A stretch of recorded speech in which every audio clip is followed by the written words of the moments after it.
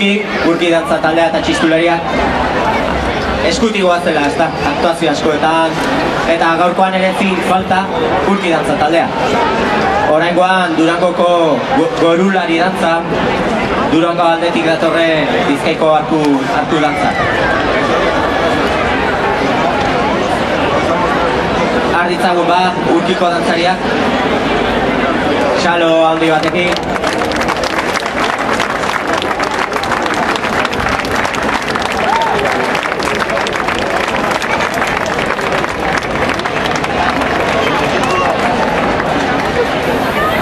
Ez dute minik hartzen, hor da batek kable guztiak.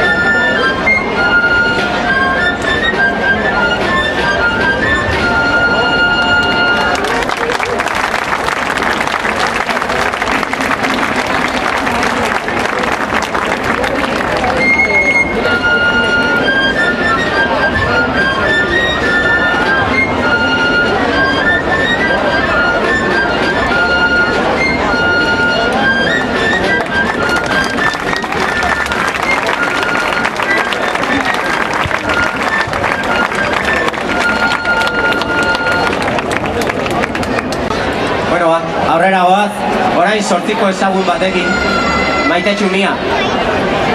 Garai haietan joaten ziren, ez da Ameriketara, diru pixka bat egitera, beharrean, agian pentsatuz, bizitza hobe bat edo lortuko zutela, ez da.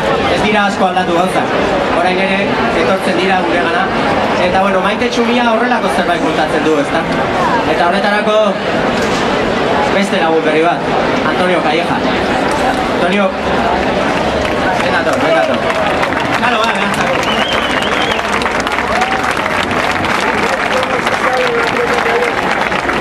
Ez da oso sortziko alaia, letra ere alakoa da. No es un sortzico muy alegre. La letra lo que cuenta también es una historia un poco triste. Bueno, dejamos. Aquí viene el toque.